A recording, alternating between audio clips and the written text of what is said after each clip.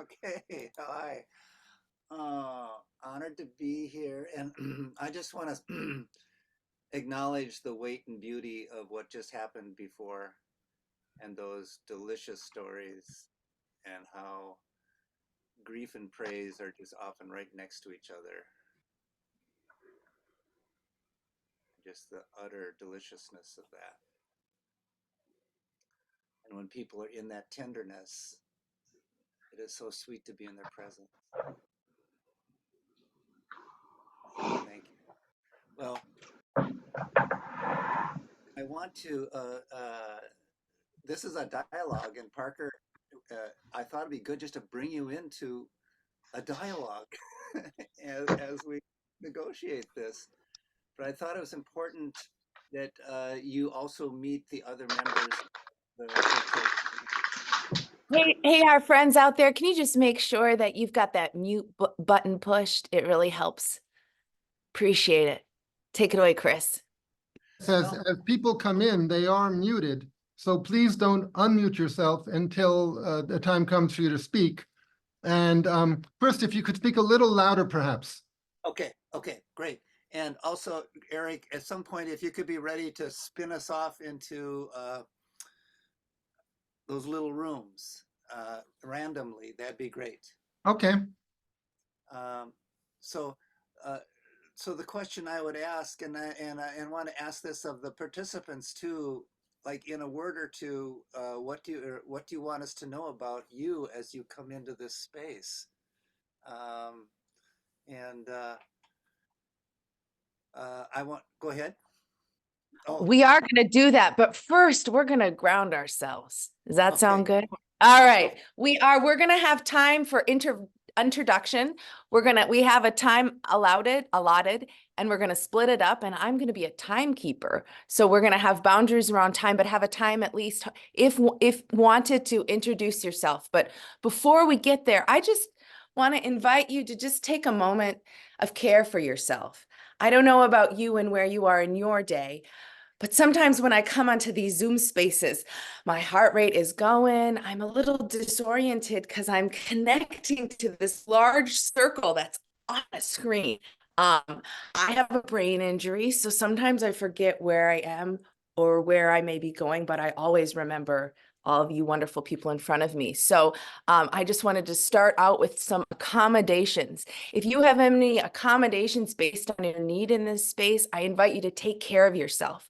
So if you are in the middle of some expression of self and you need to pause and leave, there is no right or wrong. This is a safe and a brave space that I am so honored to be called upon by my own father. You know, if we are lucky, I am going to be 40 in a few months. We get to be in this space with our papa and talk about a story and our own stories in it. So I first just want to honor you. My dad taught me a love of folk tales. I remember there was some really weird, kind of sometimes scary, raunchy ones, you know, those Norwegian ones. And I remember there's this folktale book, and I remember from a young age, it was on his bedside table, and I'd go there and I'd read it. And I'm a highly visual person. And so I just remember the images, and I'd read a little bit, and it would just take me on an adventure.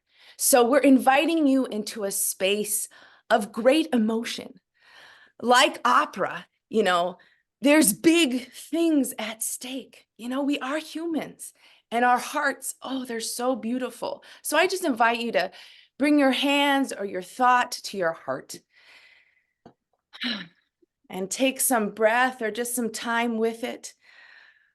Our hearts are incredible organs that for me intertwine so much story in my life. My heart has led me to this space with all of you here this morning, and I am in gratitude and honored to co-lead and be in this space with all of you. I am grounded here on sacred land. It is a place where there's natural springs and two rivers meet, the great Minnesota and the Mississippi. The Dakota people and indigenous people have lived here and been here a long time. And I'm just so honored to speak to you from this place here that we call Bloomington, Minnesota, on the cliffs of the Minnesota River with the birds high above in the sky. It has been a warm winter, and we pray for cold every single day. And in this space that I find you, I invite you to just find this Zoom space. So whether you're comfortable or not, we're getting into our hearts a little bit, right? Those breaths bring us up to the sky. If you want to bring your hands or your arms with me, you can join me at any time. And then I take it back down to the earth. Breath in and breath out. And we have a song that we like to sing called Breathing In, Breathing Out. And we're just going to do that first part of it. And it's just those same words. So take a big breath in with me. And I sing, breathing in, breathing out. Try that with me. Breath in, breathing in, breathing out. Breath in, breathing in, breathing out. Now give yourself a big hug. What's so important is to really cross that midline. It's a body-brain warm up for your body. And it also feels good, right? So we're going to hug ourselves and we're going to bloom open as a flower or a bud or the sunshine in the morning. And we say, I am blooming as a flower. All right, so breath in. I am blooming as a flower. The next part is I am fresh as the dew. Get those fingertips going. I am fresh as the dew, dew, dew, dew, dew, dew, dew. Ooh, that dew, feel it all the way over. I like to feel things in my voice if you hear that. The next part is I am solid as the mountain. So I want you to find that mountain in your body. It can be a tall mountain. It can be an old mountain, like the Minnesota mountains here that are pretty tall in my mind, but more in spirit, right? So we say, I am solid as a mountain. Breath in. I am solid. I am solid as where am I in the tune? I'm breathing in, breathing out, breathing in, breathing out. I'm blooming Solid as as a mountain. Solid as I am fresh as the dew. I am solid as a mountain. Now back down to the earth. I am firm as the earth. I am firm as the earth. The last part, I am free. I am free. Soy libre in Espanol. I am free. I am free. I am free. Some more freedom. I am free. Soy libre. Soy libre. Breathing in and breathing out. So as you breathe in and breathing out, we're going to come back to that song throughout our time together today. I just invite you to find the four corners of your Zoom screen.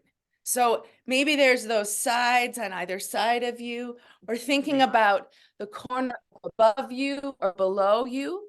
So just feel that space.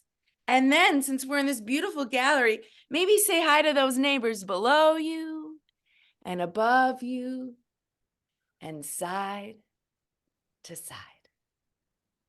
Okay. Thank you very much. Let's move along. Excuse me? Yeah. Why don't we announce the title of this workshop? Oh, right. Yeah, it's called Intergenerational Healing through Folktale Engagement. Thank you. Let's see what the possibilities are. So I am going to do quick introductions, then I'm going to bring in the rest of the group here for quick introductions. I'm Chris, I'm in Minneapolis, USA, and I'm just a little human who's in love with these stories and what can happen inside them. That's me. How about you, Parker? Oh, well, as I said, I'm here in Bloomington. I'm Parker, and I'm just in love with every character all the time. And I always find myself in the middle of the story. and beside the story, above and below. So just so glad to be here. Chris, how many folks do we have, and how much time should we do for sharing? What do you think?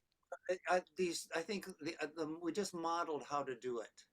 Although Eric, I cannot highlight people or spotlight people. Just a second, I'll make you co-host. Okay.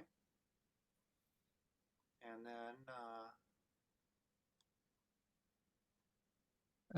And Parker, I'll also make you co-host.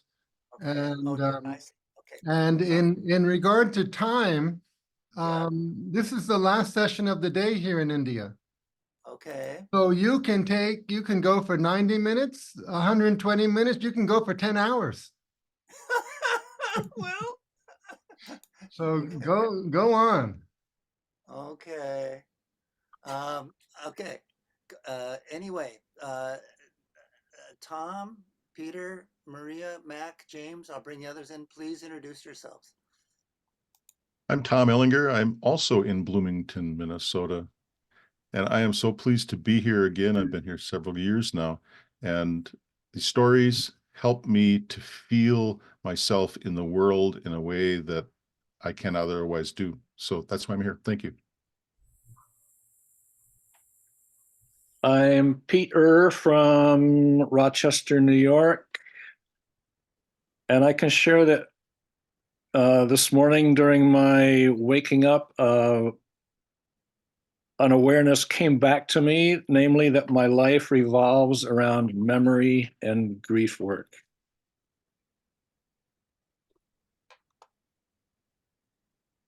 Next. I'm going to suggest we just then say another person's name after we introduce ourselves. So I'm Maria. I'm actually the mama of Parker and the spouse partner of Chris.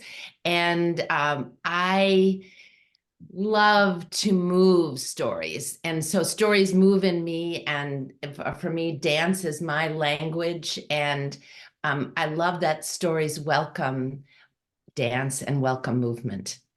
Mac. Oh, and I'm in Minneapolis, Minnesota. Thank you. I'm Mac McElroy.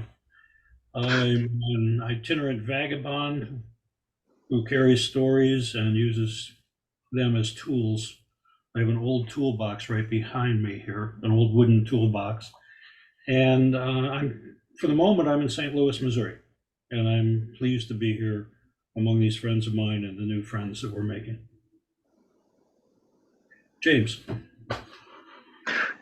Yeah, I'm James Becker. I'm currently out in California, which is a little warmer and also a little earlier in the morning for us. And kind of the core team here originated in Minnesota, and we've participated and shared stories for over 20 years. Stories to me are a real guiding light. They show direction. They show direction and in both directions, in the future and in the past. And I enjoy our participation. Carrie? Thanks. Yeah, I'm Carrie, and I'm coming today from Annapolis Valley, Nova Scotia, Canada, and have been in some of Chris's online story groups, and so love it. I find myself in story as sort of like a map of helping me find my own way. So any opportunity I have to be in something like this, I'm very grateful and enjoying this beginning of this session. Looking forward to what happens here today. So thank you. Peter? I already checked in. You did check in, sorry. Okay. Do I just Now, pick someone anywhere? Just back to Chris, I think, right? Okay. Back to you, Chris. Can you hear me okay? Am I loud enough? Yes, now we can. Okay. Yeah. Okay. Well, would like to, I'm gonna unspotlight these and would like to let anyone here who introduce themselves. And I think you just froze. So I will say, we invite you to do it maybe in a popcorn way, not to wait. Just don't feel like you're interrupting. And maybe we can start in, again, only if you want to, or if you want to just say, hello, my name is, that would be great too. So Chris, you keep on being freezing. So are people unmuted? Could Ellie Anthony start? Ellen start? And Hi, introduce my name is Ellen, and I'm intending to wear my stories lightly lately.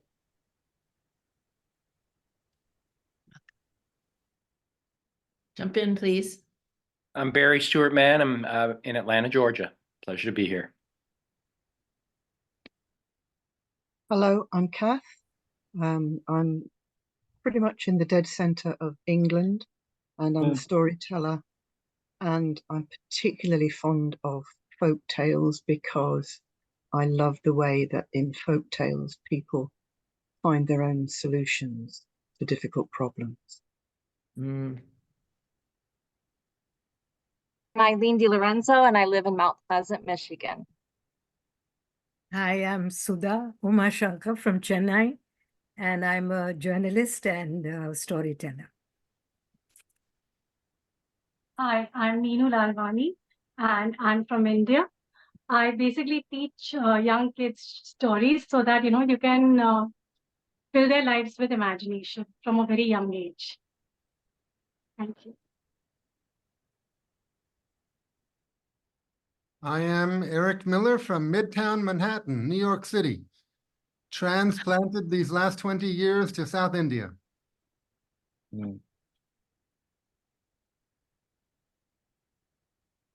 My name is just Gautier Case, and I live in close enough to Salt Lake City, Utah. We'll just say that. Nobody else will know exactly where it is. And stories enrich, inform, and enlighten my life and living.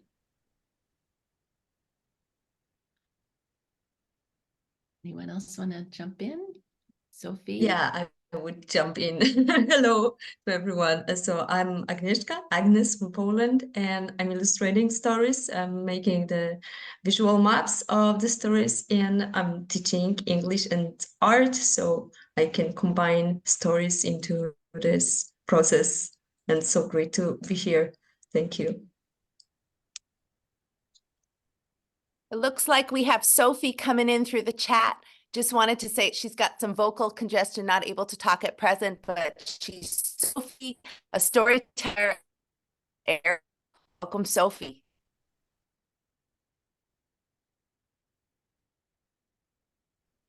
Yes. I think you should come to my computer now.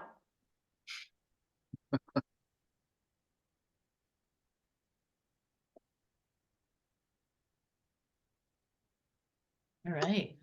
Hi, I'm Suvarna. I'm from India. I absolutely love stories and look forward to the everyday and unhurried stories entering my life. Very excited to for today's session and look forward to meeting all of you through the session. Thank you. Thank you. Anyone else? Actually, I'm Eric, could Bhandari. Again, please. I'm Nidhi Bhandari from Gujarat, India. I'm a storyteller and I work with very young children. I love folk tales because in India has a very diverse culture, and it is the best way to introduce different tribes, different culture through stories.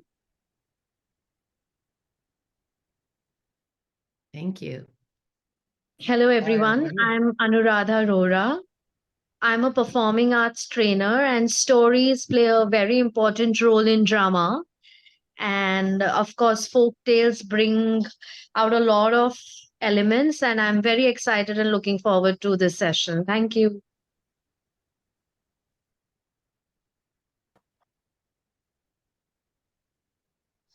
Hi, I am Nagesh Rao from India. I'm a teacher and a storyteller. I'm very glad that morning onwards I have been attending the sessions. Very lovely. Thank you, Eric.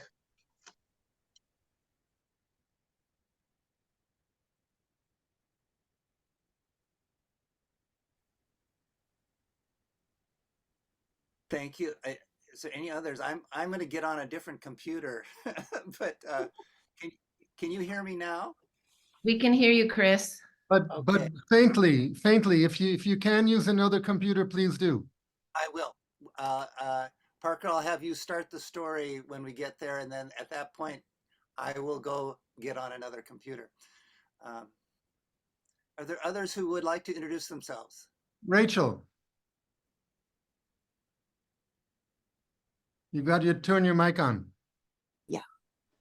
I'm Rachel Greenstein in Massachusetts, and I am using these workshops to heal my life.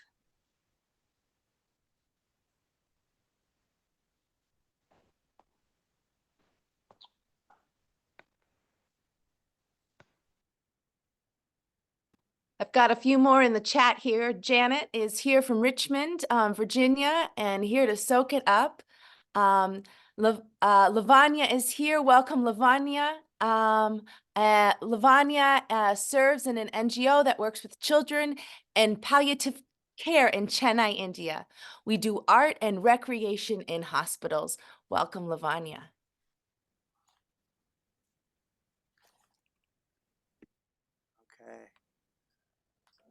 Well, there are 40 people, 41 in this meeting. Only about half of us have our cameras on. So I guess even if your camera is off, you're welcome to say hello. Or you can always put it in the chat too. We can put it in the chat. Yeah. And if you remember later that you would like to be greeted, or if that's something that you wish, you can always call upon it.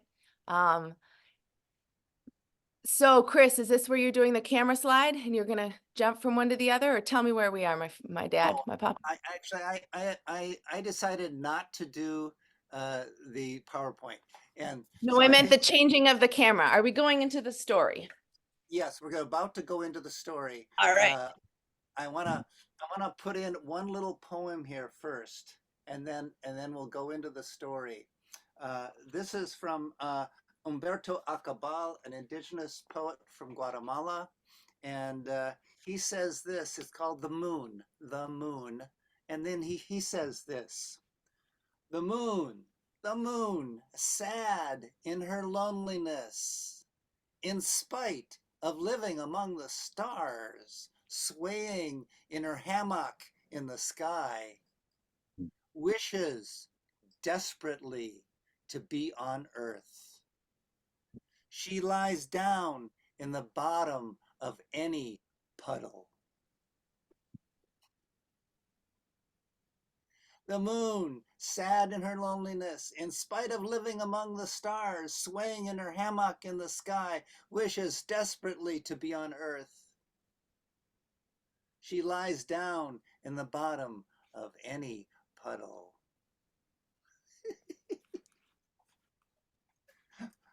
So, dear heart, Parker, if you would start this story, and I will go regroup on another computer and join you soon.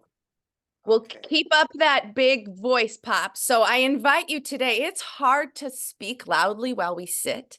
So I invite you to just find that, again, that breath. So if you want to bring your hands to your heart, my first languages in this world were movement and music. And for me, those words are not separate. They are one. So when I say the word music, I'm also meaning movement, dance. And when I say the word dance or movement, I'm always meaning song or music as well. And I'm so grateful to my mom for that language of dance and music. My father also plays the fiddle. He's an amazing documentary filmmaker. Both my parents have taught me and given me space to practice art. And that is a huge gift. So I come with you with that learning. I do that work both with my family and without. I have fallen in love with this story, though, the Handless Maiden, a long time ago. I was lucky enough to have a mom there, Maria, who showed me Women Who Run with the Wolves, who is Clarissa Pincola Estes? Correct. Thank you. Thank you. And always had just been in love with it. So I fell in love with folk tales. I create original work, original folk operas based on folk tales. I've created over 19 and now almost I'm on my 20th production, original production. And so folk tales, and this folk tale in particular, I mentioned, and I know in the description I talk about disability. For me, disability is just about managing pain. Some days it's about just being quiet. And I heard I just loved all of your check-ins. They meant so much to me. And I heard this mirrored that for me, these folk tales first are in healing practice in my own story. And I always start from that spot. So when I got a brain injury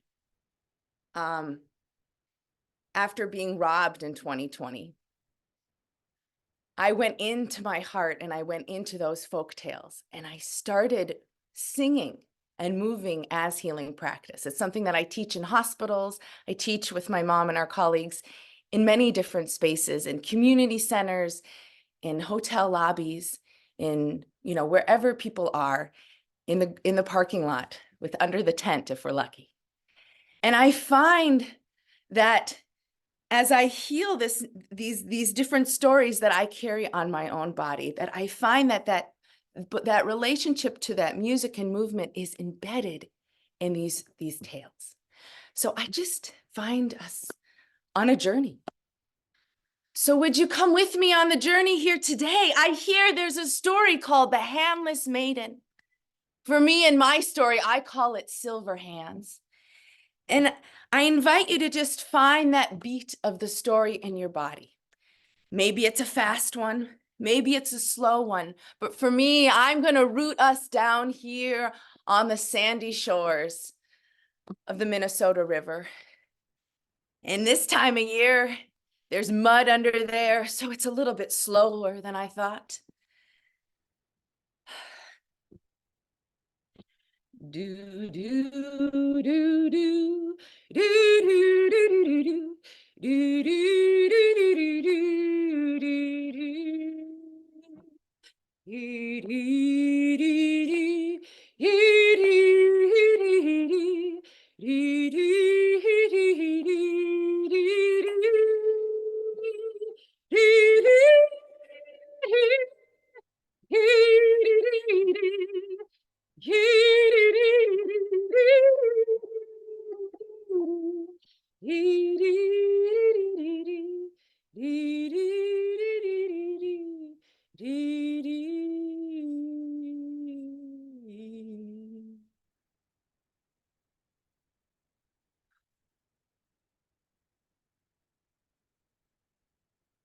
There once was a father who had a mill at the edge of the woods, and times were tough. It always seemed like that there just wasn't enough.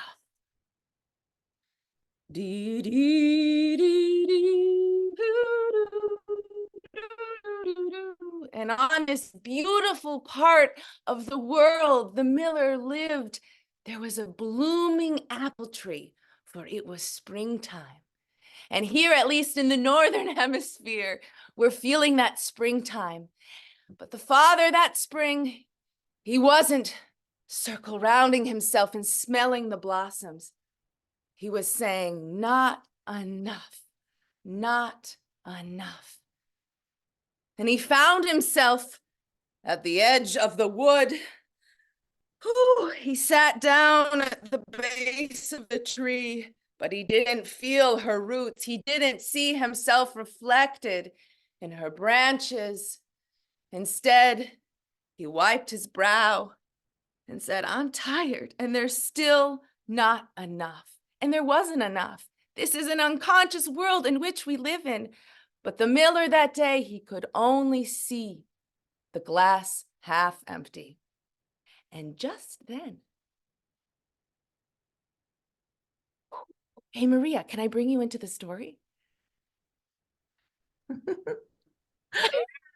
Tell me when Chris is here, when Pop's here. All right. Okay, he's still working on it. I'm here. Just then, this do do do ba do ba do ba do do do da found boo do do boo do ba boo ba do do do.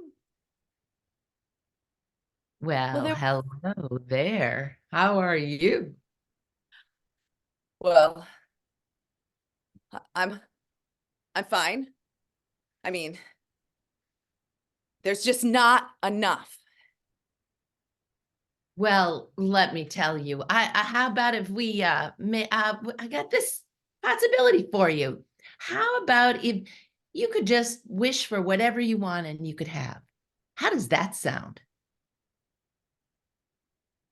Anything I want and I can have? That's impossible. Cannot be true. Oh, yeah. Well, I'm not asking much. Not asking much. I just want whatever you have on the other side of that apple tree over there. You know that apple tree that's blooming? That's all. It's just over by the mill, just that old apple tree. Could just on the other side of it there. You want to give that to me, and then you can have anything you want. You can be anything rich. I want? So rich. You could just have lots of rooms and lots of clothes and just, maybe some shiny shoes too. And Ba-da-da-da-dum-bum. Shiny shoes. yeah. Ba-da-da-da-dum, bum, bum, ba-da-da-dum. Just the apple tree. Just the lands beyond. Just a little bit of those lands beyond. Yeah. Not much. Not much. You got yourself a deal. All right. Let's shake on it. Okay, here we go. 3 shakes. 1, 2, 3. Just that. Oh, and the miller, he ran home. He couldn't believe his luck. Finally, there's enough. There's beyond enough. He's a rich man. Oh, it's like his dreams had come true. Do any of my other gardening tale friends want to jump into the story and play any of these characters? I'm going to invite you to the space because I am a collaborative artist and I love to tell the story. Or if there's any, so anyways, I'm offering this. So he comes home and Chris is coming into the waiting room. Here we go. He comes home and his wife says to him, "Darling, where did all of these jewels and dishwasher and refrigerators and the chandelier and the gowns, where did they come from? What did you do? Where did they come from? Do I have it? No? Well, I met actually someone who was kind of familiar, but I didn't know him. I was tired. I was sitting, almost in the woods, but I wasn't. And he was there and he said, if I gave him just the blooming apple tree and the hills beyond, then then I'd be a rich man. And then we don't have to worry about the mail. We have everything we need. That wasn't the right thing to do. Well, what have you done? A strange person at the edge of the woods? Yes, Maria. Well, and I was going to say, what about our daughter too? Where is she? Well, I didn't give her. I just the tree, the blooming tree, and the hills beyond. That's all I had to give him in order for us to have everything. But where does your daughter? Where is she? She loves to be behind the apple tree. Where is she? That's where she sings and dances. And what have you done? And just then, they can hear Josephine singing, for that was the young person's name. At this point in the story, we're going to call her Josephine. And she was singing that song that her mama always sings to her. Oh, the apple is a spring. Oh, the apple is a spring. Circle around you, Josie. Circle around you, Josie. Keep you here beside me. Oh, the apple is a spring. Oh, the apple is a spring. Smell the blossoms, Josie. Smell the blossoms, Josie. Keep you here beside me. Join with me. Smell them blossoms. Ooh, ooh,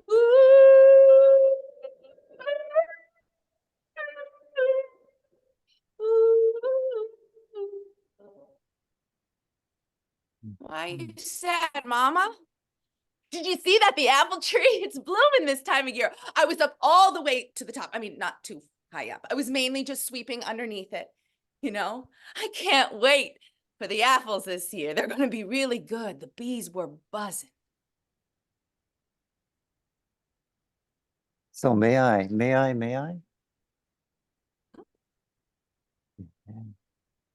Can I be heard? Yes. Yeah, you're going to jump in the story here? Yeah, Yes. take on. Okay. So this young lady, the devil said, "I'll be back in 3 years, and I'll claim what is mine.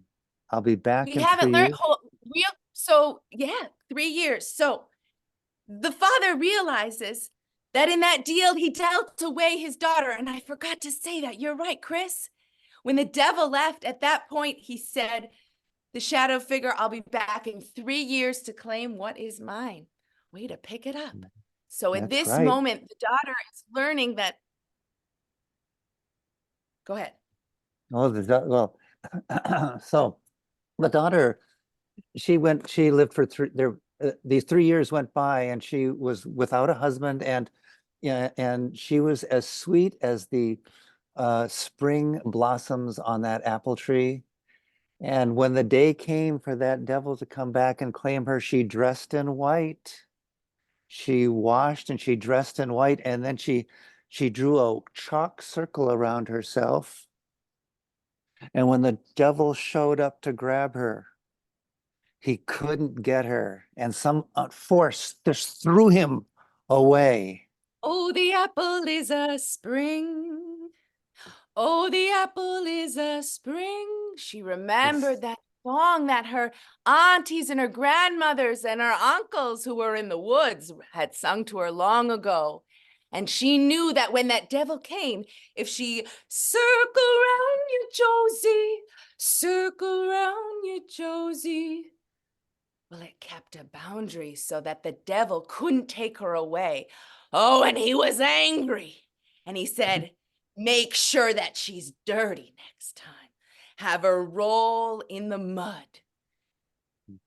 Or did I mess that up? No, she rolled. Yeah, in no, the mud. that's great. No, I sometimes say things backward. Make sure that she's nice and clean, right? Right, make sure she's nice and clean, Right, right? she's clean. Hard to remember the trials of this one. So she rolled she's in the nice and mud. Right, so she rolled in the mud. She rolled and in he the couldn't mud. grab her the second time. He couldn't do it. No, And no, so what she rolled in the mud, right? But no, we got it backwards, because she had to be dirty and for the devil to claim her. And so, but she cried, her tears came down and washed. And so when he came to show up, no, she was clean. He couldn't grab her. He couldn't take her. He couldn't take And her. at that point, he couldn't. And he turned to the father and he says, cut off her hands. Cut off her hands. He just does it. Boom. No, he didn't just do it. He cried and he cried. He felt he had to. Otherwise, the devil threatened everyone to die. So he felt he had to. No, he didn't do it easily, but he did it. He took his axe and cut off her hands. And the father, he thought, finally, at last, I can take care of my daughter. The devil was really still pissed off about it and went back into the wood. Yeah. But the daughter looked at her parents and she said, here I cannot stay. And she took the things that were most precious to her. In one story, it's that she bound her hands behind her back. But I got to believe that that wasn't the smartest moment. So in my story, I don't know about you, but sometimes I carry red ribbon with me. So she bound her hands in ribbon to cauterize the wounds. And she went into those woods, the woods that she had never gone deep enough in yet before. She mainly wasn't allowed to go, but she went into the woods because she knew she could not stay anymore. Mm-hmm. I think we need to move the story in a quicker way. She goes into the woods and she's alone and she's starving. And she comes to this place where there's all these amazing pear trees in the garden, but there's a moat and she can't get access to it. But she's starving. It's at night, and but this white apparition appears with her and stops the sluice gate, so empties it so she can come into the garden. She has no arms, so she can't reach and get the pears, but one branch lowers itself and feeds her. And there's a gardener watching this. He's seeing all this mysterious stuff, and he goes and reports to the king. And see, all these pears are numbered. So when the king comes out, he's going, one's gone. What happened? The gardener explains, there's this mysterious woman with no hands. So he goes, okay, tonight I'm going to watch. I'm going to see. And he sees, and it happens, and he sees this woman, he sees the branch mysteriously lower itself so she can be fed. And he goes, you, I'm going to take care of you from now on. Please come. And he makes, come to the castle, and they get married, and there's joy. And he gifts her with a pair of silver hands, and there's a lots of parties. But like kings happen, and there's a great song too, but like there's dancing all night, many nights, and like all kings, he was called to duty and he's called to war. And while he's gone, the queen gives birth to a child with the queen mother there, and she sends a telegram to the king of their joyous news. And what happens? Well, the messenger takes a nap along the stream on the way to have his lunch. And that devil, that original devil, is right there. And he pops the letter, and he gives another letter that says, your child is a changeling. Your child is half dog. You gave birth, your wife gave birth to a baby who's half dog. Half scared, half unknown. And so but the king, he is a beautiful person. He's got a beautiful heart. And he writes back and he says, I will love the child. I love my wife.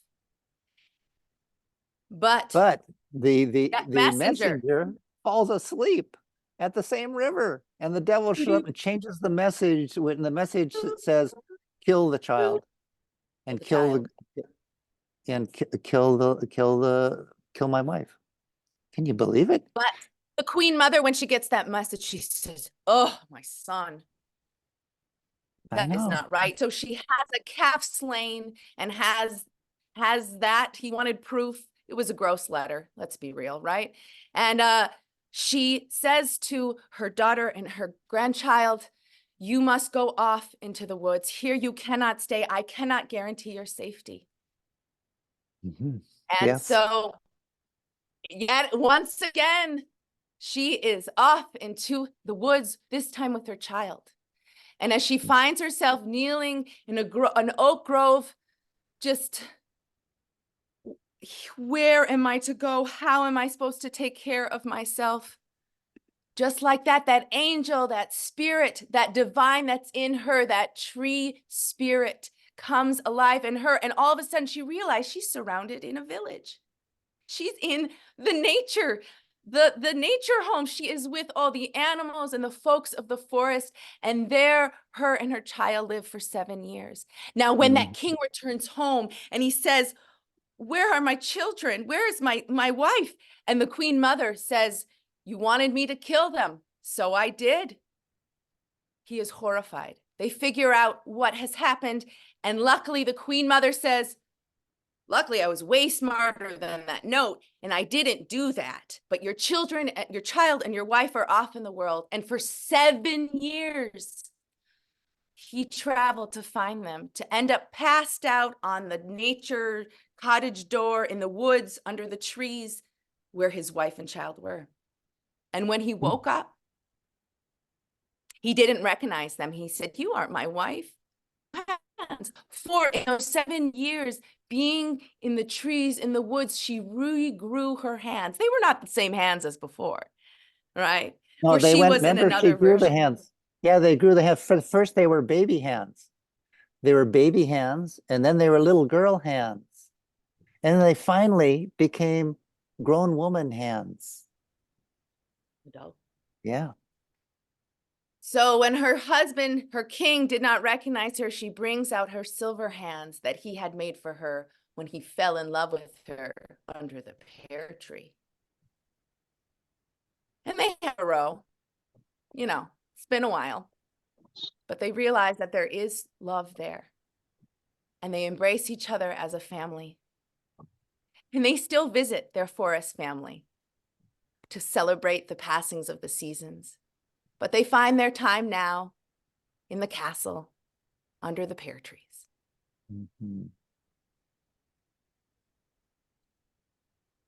That is Handless Maiden. Thank you, Dad.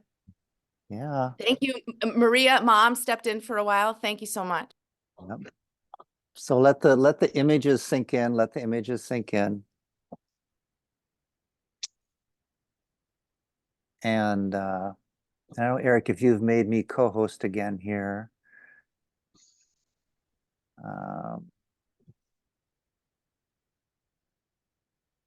I think in terms of time, thank you.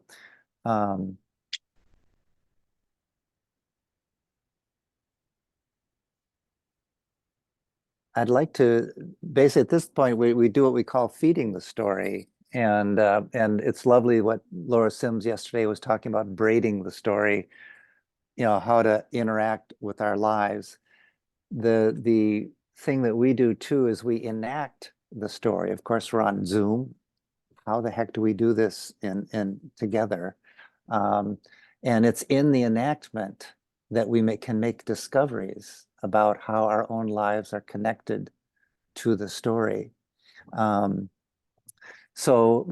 however, whatever you're accustomed to. So if you want to journal, or if you want to paint, you know, draw a picture, if you want to just move it in your body, that's the invitation.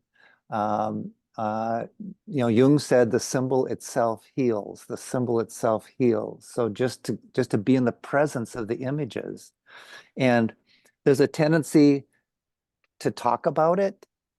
And as Laura was telling us yesterday, our experience too is you can talk it to death, till you can denature it and trying to figure it out. And so the point is not to figure it out, but just to be alive in the images. On the other hand, there's no right or wrong, however you decide to be engaged with this. So, well, Cris, yep. We want to learn from you all what is feeding the story and how can we enact the story? Okay, well, a very simple place to start is just to make a speech from the position of one of the characters. Or and, a dance or a song. Can we speak to a character, or we should speak as a character? As a character, and then if you can enlist others, you can actually bring others into it, or yeah. And so I have an intergenerational band called Folktopia. And in my world, if you want to sing to a character or talk to a character, That is in my world, there's no one way to do things. It's only the way in which you want to relate to the story. Because sometimes I find that when we embody a character, maybe we're not ready for it. Maybe it's a little bit scary or there's a lot to it. So I just want to also honor that because I really like that perspective. I don't always think of it first, but that idea that gives sometimes a yeah. So feeding the story is doing what you just said. Mm-hmm. Let me demonstrate. Okay, you're going to demonstrate. Let me demonstrate. Hmm. I'm just going to, if you will, I'm just going to speak from the perspective of one of the characters. Hmm. I thought I had this good life. I thought I have a good life. I have a daughter. I have a daughter. I have a wife. Things are not going really well for me. Things are not going well for me. I thought I was going to have a much bigger life than this, a much bigger life. And man, all of a sudden this opportunity happens, this opportunity. But you know, my stomach didn't really feel right. But I thought, oh yeah, I'm gonna do it because this is the way I can take care of my family, and this is the way I can have some more status. And shoot, I gotta, my daughter, no, no, no, no, no, no. But it's done. It's done. I did it. I did it. I thought I had to. You did it twice. I know. First you gave the devil what was behind the tree without checking. You didn't check. That's right. That's right. And That's then right. you cut off your daughter's hands. I'm right. a little upset with you, Mother. I mean, and you didn't even notice the blooming, blossoming tree. Yeah. That the So now cycles of the world had come into play. Now you're sorry, but it's too late. It's too late to be sorry. Okay, let me stop right now. It's really important that I not be judged. Well, I can't help but I'm judging. But on the other hand, yeah, we're playing it out. I think we're just offering. All right.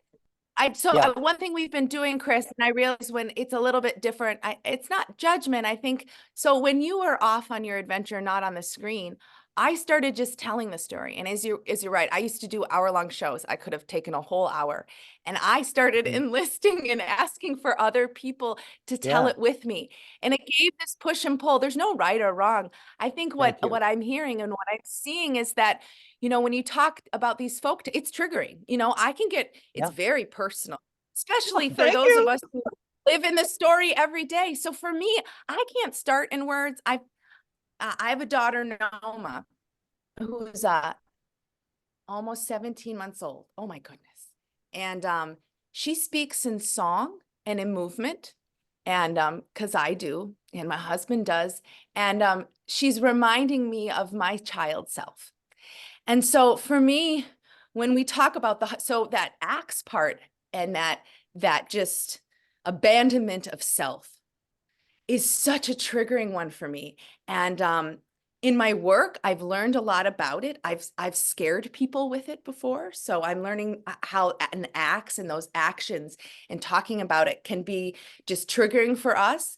For me, I look at that spot as one of, when you look through a story, and what was the word you were talking about, Chris? That I love you have awesome words. My dad is amazing word man. So what's that word that you do with this? What'd you call about it? I don't know. Sorting through the story. What, you had a word. I don't know. Two things you do. Oh, you don't know. Okay. Well, I don't start with words. I start more with movement or feeding the story. So I first just like to observe the story, or I'll be in the story. So for me in this moment, I'm going to find the tree, because the tree symbolizes me as a right, that tree is both masculine and feminine. The tree is the universe. We are in the shadow of the tree. The shadow of the tree is in us. So for me, this story, I have to make sure for myself that I am rooted down in that blooming apple tree. And for me, when I sort this story, I love I love playing the elder. I love playing the young kid. I have a hard time playing myself, especially in this story. So I just invite you. I was singing that song. Is that okay, Chris? What? I'd love Are you to. telling me to stop? No, I'd love to jump in, but okay. Go ahead. I just want to point out in terms of the intergenerational context, it was so sweet what just happened. My daughter essentially called me on one of my triggers. And I don't know if you saw that. And she said, Chris, you know, you're not being judged. But for me, it was important to continue with this and kind of go, if I was going to continue that soliloquy, to go, you know, I was a filmmaker. I gave up. I was afraid. I thought I needed to take care of my family. And I turned to and did corporate communications and lost my soul. That's my personal story in this story. And now I've regained it. I just have a new documentary and I love it and people love it. So I'm kind of, you know, so like that's how this story braids into my life.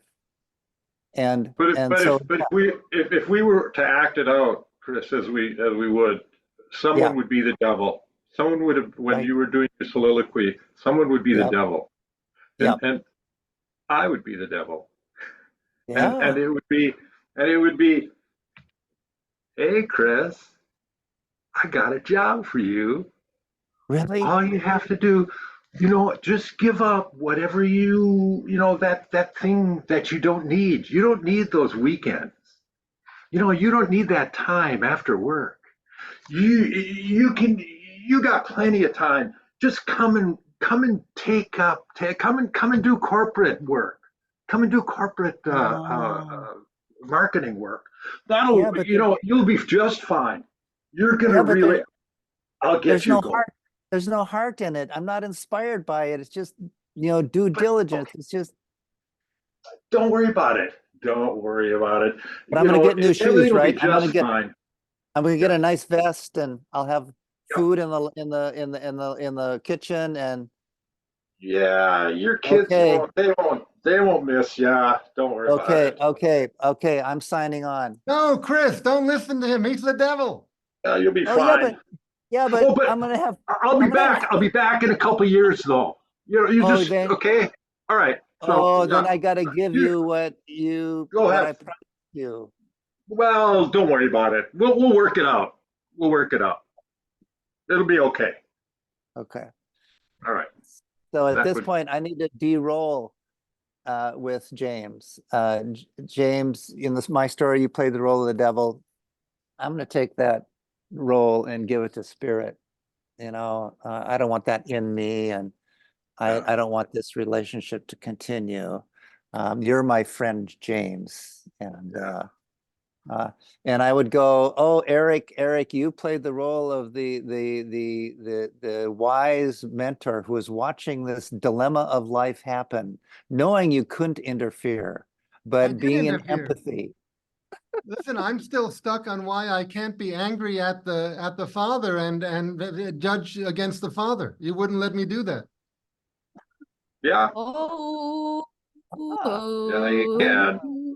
The devil likes this. The devil likes this. That father, he says, I did it for my family, but in the process, he sacrificed a third of his family. Yeah. Well, no, I know what the father did. That hasn't happened. That hasn't happened yet. It happened, devil. Stop it.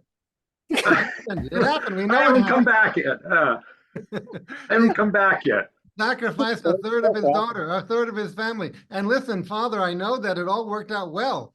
And what you did started a chain of events which ended very, very well. And it all wouldn't have happened if you hadn't made that mistake at the beginning. But still, I feel I have a right to be upset with you. Oh, you can have it. Okay, first you can. You're all the characters in the story. You have a right to be angry. Well, I don't know if I'm a character in the story, but listen, this story is a famous story in the history of feminism. Feminists don't like this story because of this father and the devil. Yeah. But what are we I'm gonna stop you. Oh, what happened? You're talking about women and what women think. The feminist movement. How about we hear some from some of us femmes or non-binary? I live in a world where I hold both my masculine and my feminine in harmony. And this story reminds me that I cut my hands off almost every day. You know, I'm rendering something these days. So I know that there's this about responsibility. And how can we be responsible for those that we care for? As a femme, a mom, and I identify as a woman, it has been taught to me through so many generations that it is our job to take care of everyone, to manage everything. When Carmen premiered,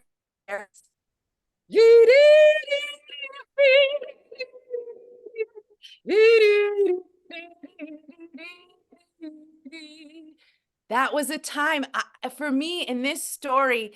I get lost in the roles, in which roles I have to play, I unconsciously play. But that opera Carmen reminds me of the story in times, because she chooses Josephine.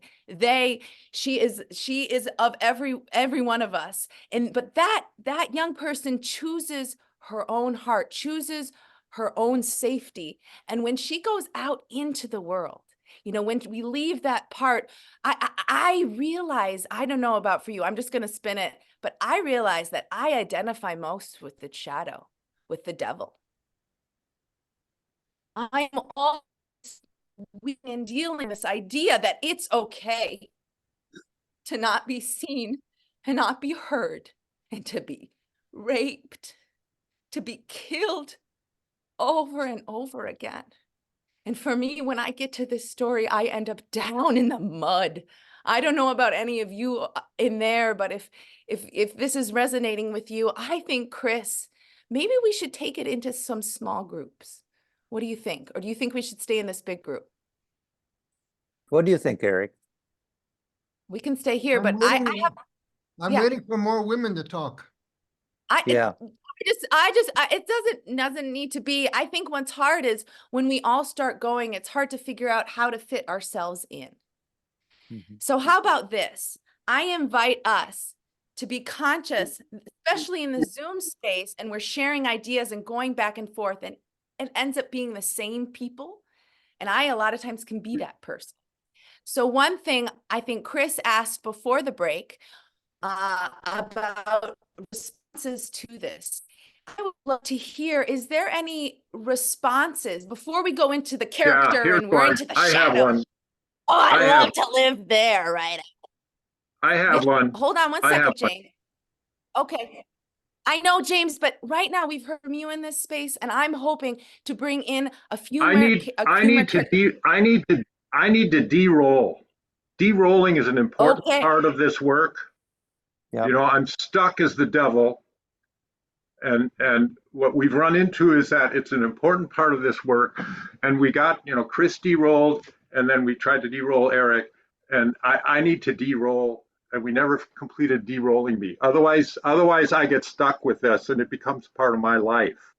And it's already enough in my life. So I play the part of the devil in Chris's play. I give that role. I was going to hang on to it for a little while, but now I want to get rid of it.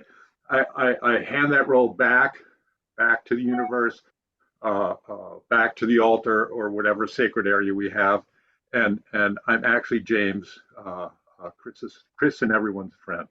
So yeah, I'm back. Thank you. Please proceed. Yeah, and I see you, James, as my tender and humorous and inspiring friend. Thank you so much.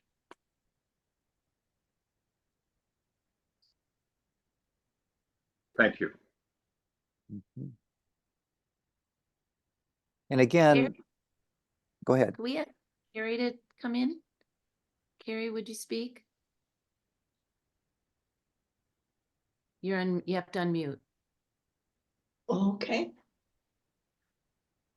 I'm not sure what to say.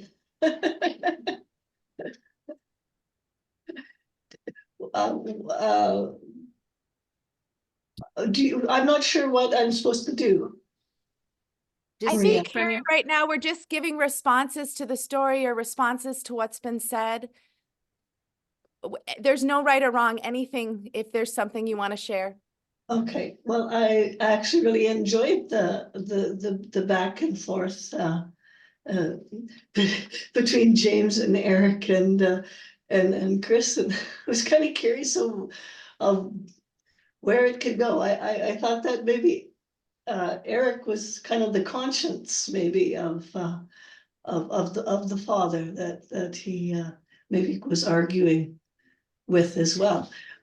So that aspect was curious to me, and I like the devil's role. It's got all the juiciness in it, and it sort of brings everything to life and has lots of fire and gets all the creative juices going. So thanks, James, for jumping into that. Yeah. Just in case, did you want to say something? I do. There's so many things. I've never heard this story before. And I was really surprised to hear some things I've actually lived. And having been afflicted with a physical illness acutely for 7 years. And in the last 3 years of that, having actually literally retreated into a realm of trees, having had the very good fortune to have somebody who had the capacity and vision in my life to support that, and having literally rebuilt my life again. And rather than rebuilding my hands, it was kind of my whole body, but that I literally had to go through these stages where my body could not tolerate normal foods. And I had to eat like an infant ate for a period of about 9-12 months. And then for another 6 months, I ate sort of like a toddler eats, and literally had to rebuild. And it had everything to do with these trees. And I don't want to take too much time or get too far into my own personal story, but it's so amazing to me when a mythology that comes from a place my ancestors come from carries the story that I've actually lived out. And an essential part of this path for me was actually discovering what it was in my own ancestry that was a trespass against the holies, as one of my teachers calls it. And I was taught by him, whenever you hear like the devil or a demon in a story, consider what ancient, intact holiness is there in that piece. And so is this devil a darkness, or is this devil actually the woods themselves saying, yeah, you can get rich if you take and take and take and take, but who's going to ever feed the forest? And so that's where also, when it comes to feeding the story, for me, that is all about song. It's all about song. So just as I'm listening to all of this, I'm sitting over here singing and singing and singing and making offerings to the story in that way. And so it looked like somebody popped a question up. I don't know if that was actually for me. No, not me. Okay. So I see this whole story from an actual lived experience. And it's remarkable to me, because the intergenerational healing part, you'd do anything to keep your family safe. But that's also that slippery slope of what are you willing to exchange for the appearance of safety and security. And we can't keep our kids safe. They have to grow up and build their own lives, whether that's regrowing their hands or figuring out how to move through a world that's insane. Maybe I'm talking too much, but thanks everybody for listening. Thank you so much, Justine. Nice to see you, Justine. Likewise. Thank you so much. I just thought this story only the girl's point of view before, and when she was cut her hands by her father, then just throw into the went out to the world and make her own life finally independently. But today with these activities, I could see the father and the demon and the apple tree, all those things make this story really alive and so rich. Before I just use this story only for women's therapy class, but now I really enjoyed this story with in this class. Thank you so much. Okay.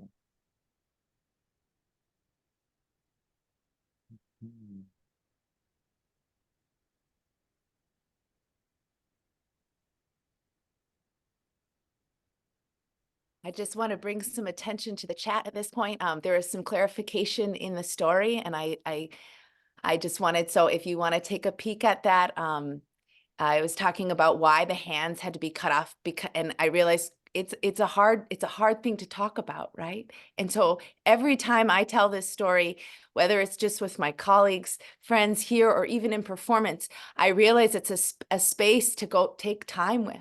There's so much there. And so just to clarify, the devil was not able to grab her hands to take her. So that is why he instructed the father to cut the hands off, but then she wept on them and it cauterized the wounds and he wasn't able to grab her. So just to clarify that. Well, Chris, Dad, where any other responses, songs, poems, just in reflection to the story? And then I think it's great to go back into roles and talk more about certain scenes, but it's just so wonderful to hear from everyone. I'm just so honored by your stories. Yeah. And your shares. Anyone else? Well, All I right. love Well, jump in at any time. Go ahead. Yes. Oh, I was just just gonna saying, say- jump in at any time. If you want to share in the chat, I will always share that with everyone. And yeah, and then we can jump in and enact things to make some more discoveries. But to me, to see the grief, the necessity of grieving, and in our contemporary society, we think we pathologize that, and we think, but this shows up again and again in this story, and it's a way to heal and a way to take the next step. Before, to bring us into that space, I have a song that I Please. wrote in response to my own grief in the story. Can I share that? Start with that Please. to bring us into that space. I Yep. invite you to sing along. There's no right or wrong. This one I like to call a grief at my feet, or the wailing song, the crying song. I grieve for my own story. Every day, well, every week. 'Cause the pain can be great. Pain can be grief at my feet. Your tears are golden, my dear darling sweet. 'Cause the pain can be great. Pain can be grief at my feet. Yodelay, yeah. Yodelay, you.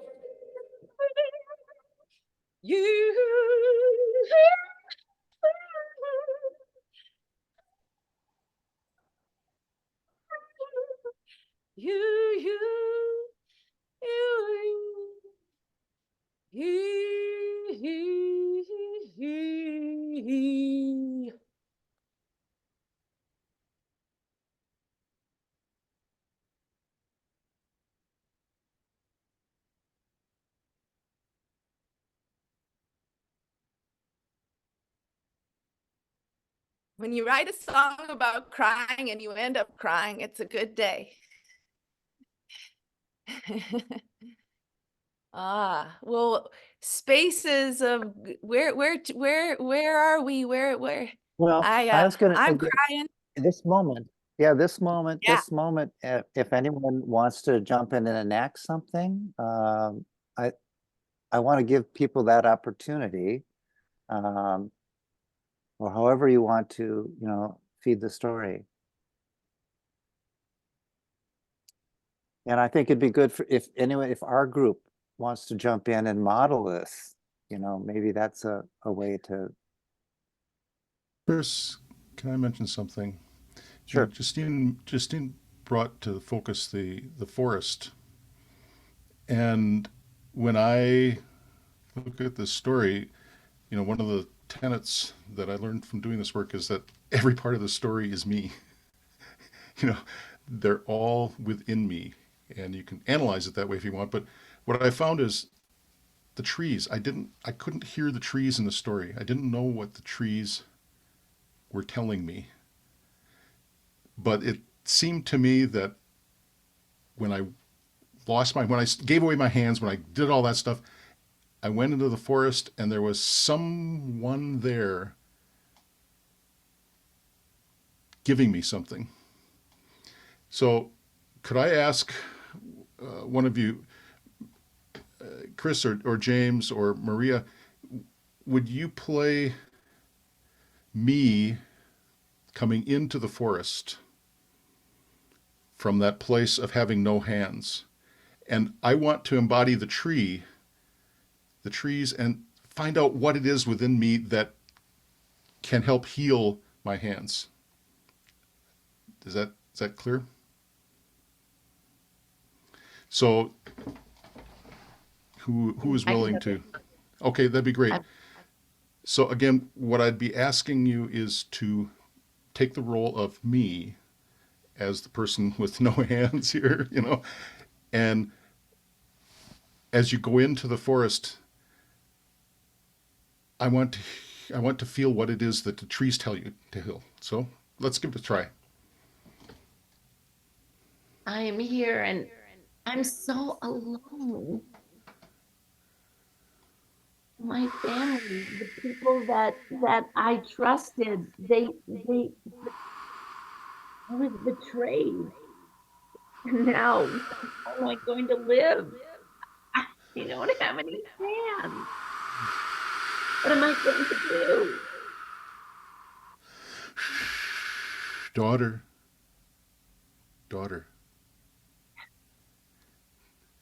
Feel the wind. Feel the wind. Feel that breath that I bring down to you from above. Lean on me. Lean on me. Let me embrace you, daughter.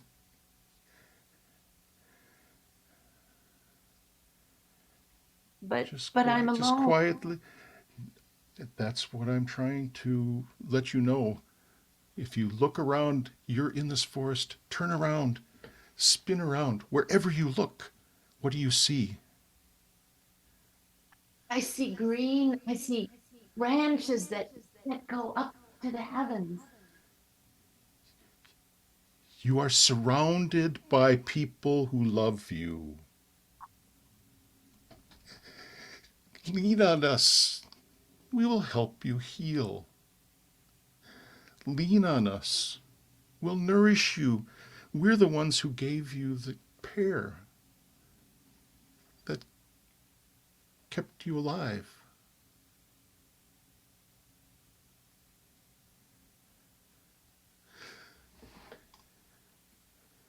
Visit us. Come and visit us now and then. But remember that we all have you. We are all around you. Reach out to me, and I will reach out to you here. May I embrace you.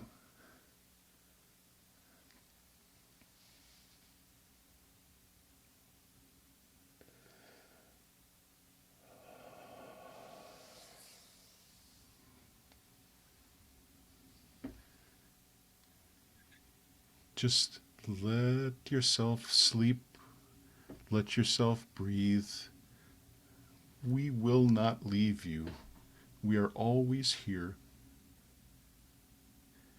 If you feel lost, we know where you are. If you feel frightened, we will shelter you.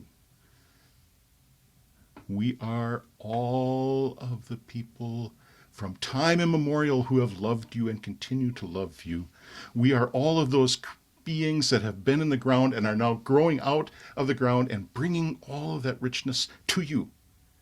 You can call us what you wish. We go by many names. ancestors, friends, teachers, lovers. We are all you, and we will help you. Thank you.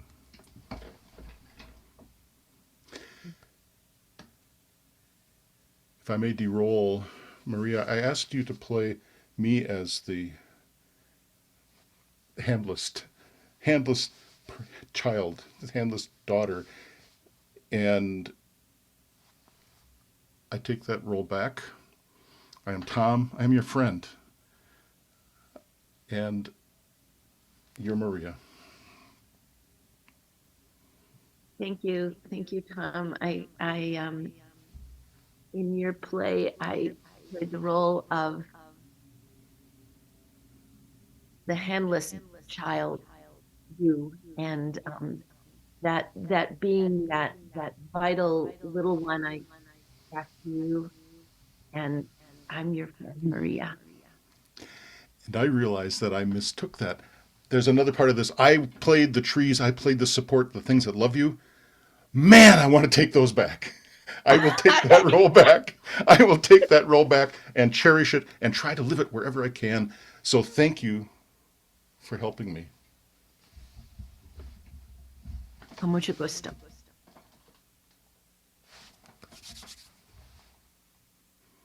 I'm complete, Chris. Cris and Parker, can I speak as the young woman for a moment? Mm-hmm. Yep. Yes. Yes, I'm so glad to be here in the forest, in nature, and surrounded perhaps by the spirits that were just talked about. I feel so at peace and so relieved because I've had such difficult experiences with a bunch of men. First, my father neglects and loses me and gives away my arms. That devil is after me. The king who married me, then he went off to some war, and then it seems he sent a letter saying I should be killed. I don't even believe that letter. But anyway, my husband went off. So all these guys have, let me down. I'm happy just to be here alone and at peace. And I'm taking off these silver arms. I appreciate that my husband made them for me to make it look nice, but I want my real arms, whatever they are. And by some miracle, they might grow back a little bit. But I don't want to wear these silver things anymore.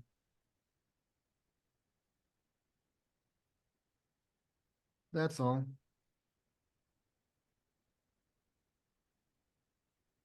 Thank you, Eric.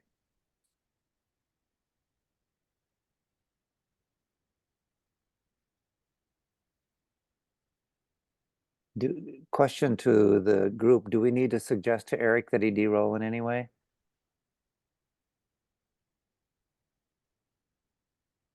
I'll de-roll. I wasn't really that guy who was so angry at the father, and now I'm not really the daughter who's happy to be in nature. What we've learned from de-rolling is that the psyche only deals in images and doesn't hear the word not or wasn't.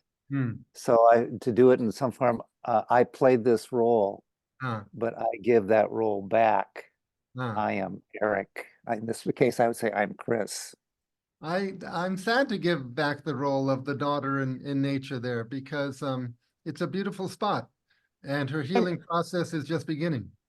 But I wanted to share that, Eric. It's like what Tom said about the trees, and I too, I kept the part of being comforted by the trees, and so I think there's always choice, and if there's that part that you want to keep, it's yours to keep. But I de-roll from it. Oh. Chris and Maria, can I make one observation having to do with the process that we used? One of the terrible things about the pandemic is we were not able to meet in person. One of the wonderful things about the pandemic is we're able to meet like this. However, going through that little scene there, I realized that one of the things I rely on in this work is my body. That's been an issue for me a whole life. I rely on my body. If I stand near someone, the story inhabits me differently. If I'm physically close to the person, then I become more connected with the story. It's a physical thing. So when I reached out, yeah, I almost started weeping because I wanted Maria to hug me. I wanted to hug that person. Feel it, you know? So being aware of that helps me to recognize my hands aren't cut off, even if I'm distant. I can still be part of the story. It's just much harder. It takes more trust and more, it takes giving up more to really fall into it. I just wanted to bring that up, that idea of being the physical presence, actual touching, because a lot of our work has done that. Most of the healing work that we've done through our group has been that for me. You know, the times where we just gather together and touch. I'm complete. Yeah, I just thank you. I want to point out that when you two played that scene, I was in my grief. I was wet, moist eyed, and I think the others in our group were too. And you know, so the drama masks, the unhappy, the laughter, those are two ecstatic states. Two ecstatic states. Ecstasy, the old meaning of the word ecstasy was out of stasis. Out of stasis. And one of the major possibilities with archetypal form, i.e. these stories, is it allows us to step out of our learned stories. What Laura was talking about yesterday, we can step out of how we've been socialized by these, impolite systems.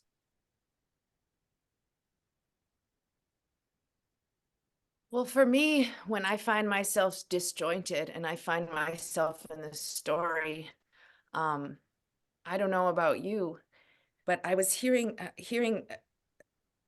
about this, about right now, personally, I'm having a hard time, or I'm learning about who I am now. I don't at times recognize myself. And I don't play in the stories in the same way as the Folktale Gardening Club in my work. I play in a room with people or a room on Zoom, and we first start in the language of movement and music and find our space in our bodies and that breath together. And then from there comes spoken word. So for me, in this story, I find myself, the character I don't really want to play in the story, like ever, I realize, is the mother who lets her child's hands get cut off by the father and doesn't like kill him when he's trying to do that, the way in which she doesn't react in the story. And so I guess for me in this moment, I'm interested in going back to that part of the story that maybe we didn't see. I want to today write that part where I can see myself in it from the beginning, both in the mother and the child and the father and the shadow. I'm always in the woods. Like I'm always in the shadow. That's where I start from. And my mom Maria talked about that. I don't know about you, but I always would start in the woods because for me, I have learned transforming my pain because I deal with chronic pain, chronic illness. I have a brain injury. I've been neurodivergent my whole life. And I'm a caregiver. My child has needs. So I do a lot of care and the active care in my work life. I teach a lot of care. But what I've noticed finding myself almost 2 years into parenthood is that I'm really good at caring for my daughter. I mean, she's a miracle. And I find myself chopping my hands off, not getting enough water in the morning so that I can make it through the day. So I am ready to nourish myself. And for me, I start in that nourishment place. I have to remember. So I'm going to go to that place where Josie, the child, was really young. And I don't know if there's anyone out there that wants to play in song and dance and spoken text in the same place. But I would actually like to play the mother. And I was wondering if someone would play my child.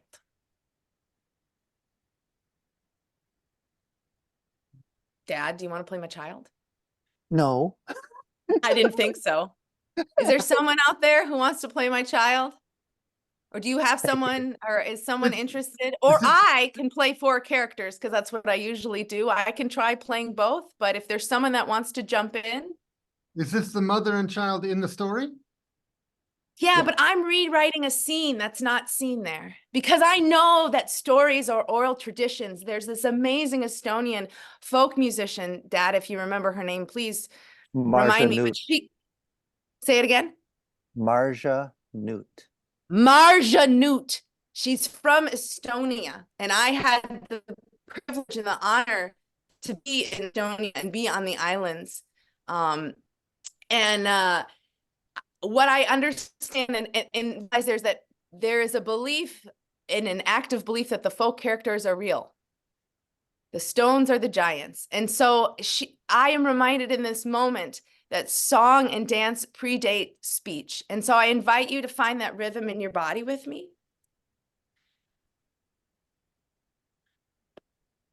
I need to clarify. Oh, do you want the group or do you want someone to jump No, in if with people you? wanted to find it, I was just going to lead through a song and dance, and I was going to I was just talking about how sometimes we forget, and it's okay to make mistakes.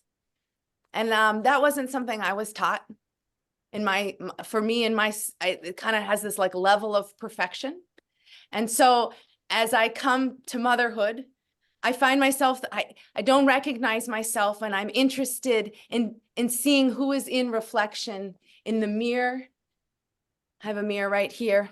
I like to use a lot of props in my experience of stories sometimes. And I'm going to just start seeing her here and seeing what happens. So I wrote a song about it, or I've been writing a song about it. I think songs are ever evolving. And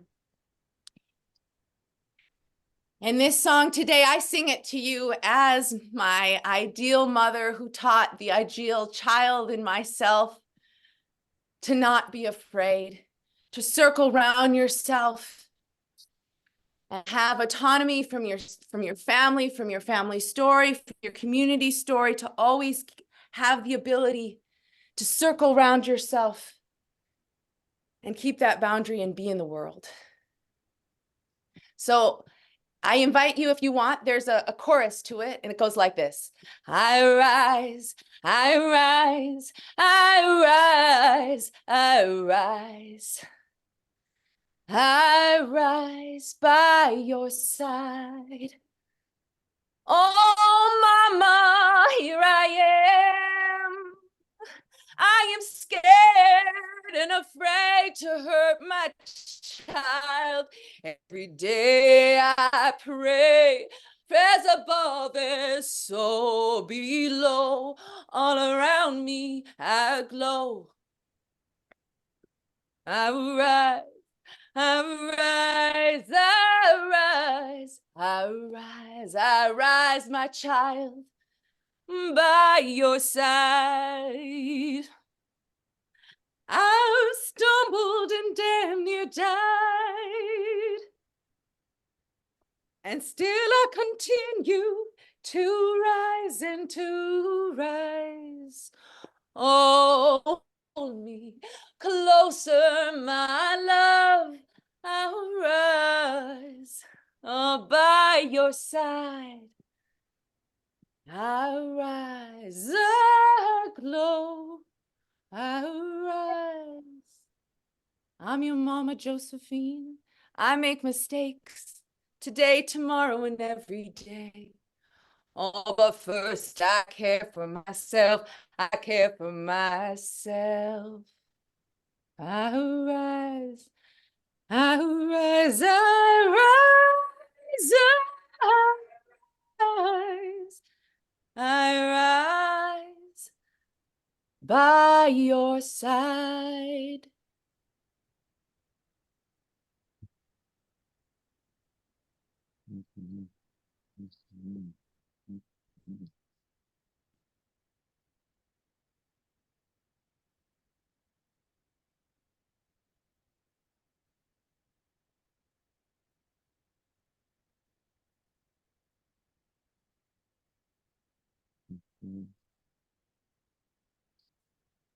I will de-roll as both the child, but mainly as the mother.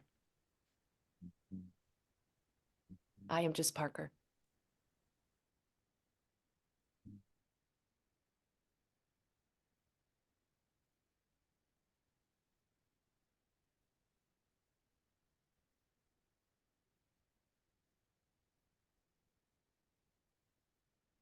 That's one thing I think is so cool about the stories, is that you can take any detail and dive into it and make discoveries. And, improvisation within form. And rewrite and change. And a reminder though, and Cris, maybe you can share some of what we have as safety, not safety rules, but safe things to pay attention to, because I do, I've had the privilege of working with you all in the garden club, and we used to call it sacred theater, and also to work with Parker. But that having the group, or having a few friends or few allies, whether it's on Zoom or in person, I think is really important for this work. But underlying that is that, there's support without shame.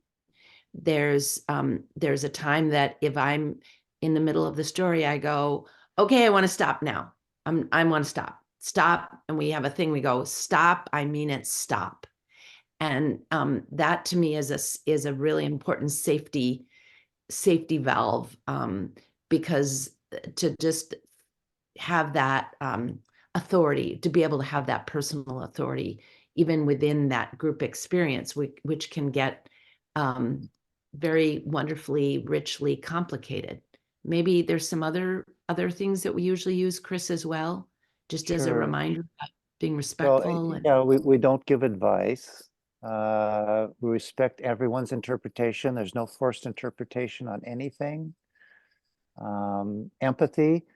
Empathy is, this is how I don't pretend that I don't suffer. I suffer, I'm a human, I suffer. And it'll be my turn to do this next week, or I did this last week, or a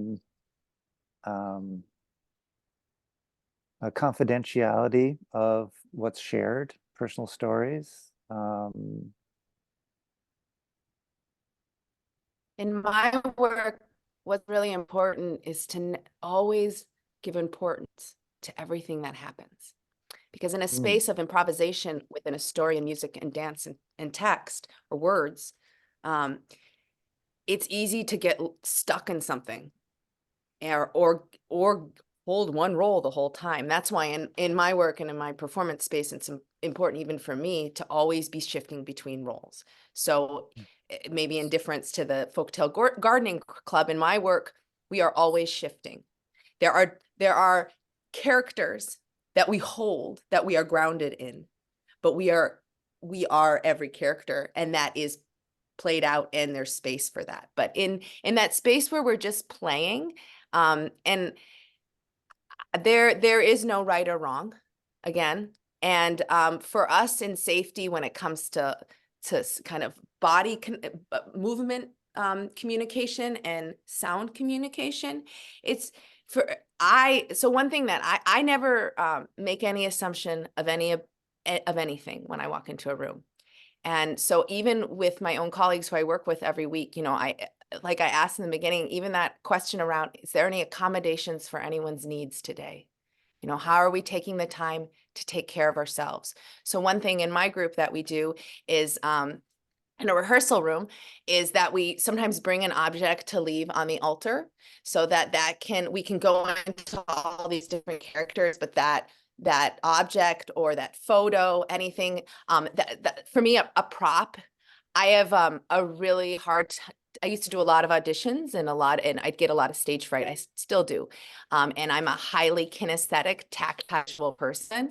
And I was excited because I like, oh, I'm in the folk space. So this red ribbon is very important to me and has been a part of a lot of my shows. So I find myself when I come into a rehearsal performance space, I bring props because sometimes objects can bring us deeper into the story or also can serve as kind of a wake up when we want to move on or a way to connect with each other.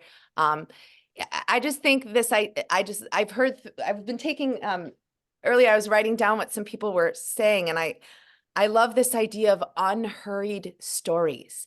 And puppy dogs are always about unhurried stories or stories that all of a sudden, like, I need rubs and I'm seeing your wonderful dog there. And healing the whole body.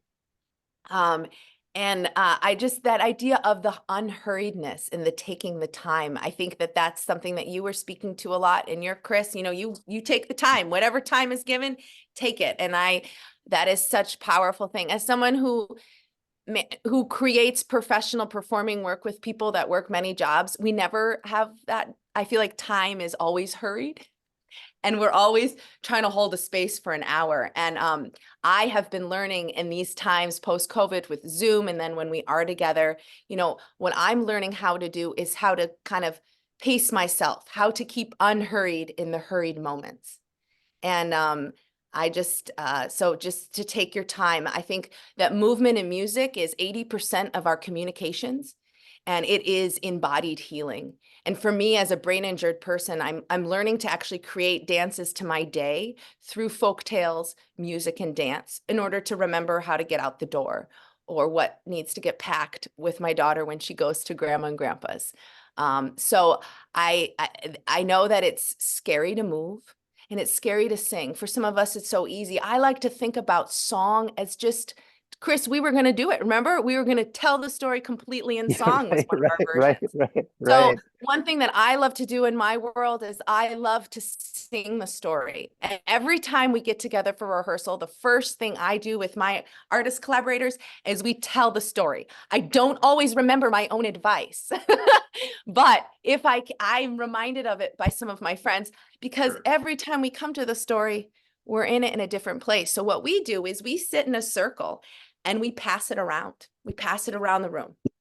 And we're actually going to be starting to perform that way, where I'm not going to be the main dominant singer speaker. There's going to be more shared stories. So, I think the sky's the limit, but don't forget about that power of the music and the movement to help support your own transformation in the stories every day, or those doggies or friends. Yes, Maria. Oh, no, I just wanted to, I wanted to bring in a chat. Minu said, and I'll just read it. Correct me if I'm wrong. I feel the end where the girl grows her hands back is actually means she has learned to believe in her own self, rather than being dependent on her husband or other men. That's why she can remove her silver hands, and that's why her husband did not recognize her at first, because she was a changed woman. She's a more confident woman, healed by nature, who believes in herself now. Thank you, Minu. Thank you. Now, I'm wondering if I need to apologize or feel guilty for being so angry at the father before. Oh no. Oh no. But you said I shouldn't be just judgmental. I was being very judgmental. It's okay. It's okay. Okay. It was real. Anyway, I apologize. Judgment, anger. Oh, that's all part of us Go ahead, humans, Justine. right? Go ahead, Justine. Justine. Well, Eric, Can I actually play the father for a moment? Please. Yes. I'm so sorry, my daughter. I never wanted to hurt you. But once I made a deal that I didn't know I trapped you in, and I saw a way to keep you, and I chose to give up your hands to keep you in my heart and in my home and with our family. By giving him your hands, you could stay with us and he wouldn't take all of you. I'm so sorry for the hurt that it's caused you. I'm so sorry I made a deal that you were the price for. I didn't know. Can you please forgive me? I don't want to lose you now because of things I chose for you.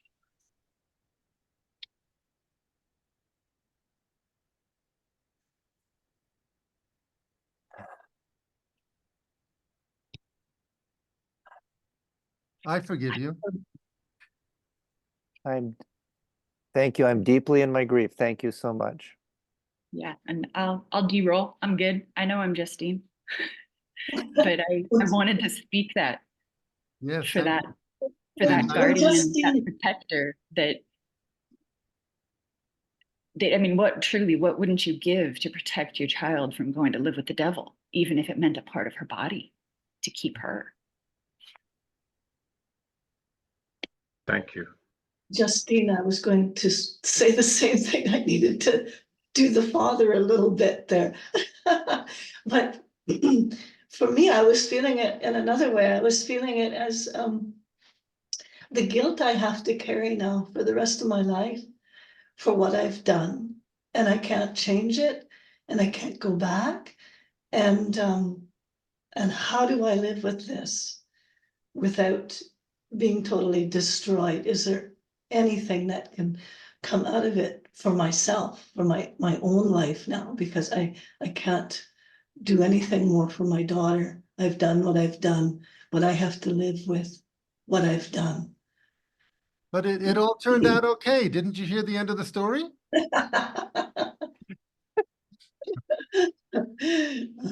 I still am living with the remorse of the decisions I made that affected the daughter, the love of my life.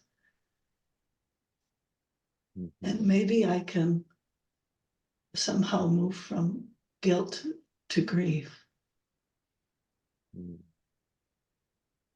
Just know by the mysteries of the universe, what you did started a series of events where today she is fulfilled, she is happy, she loves her child, she loves her husband, she loves her nature, and it's all because of that horrible thing that happened. Or not all because, but that horrible thing that happened triggered it all off. So it's the mysteries of the universe.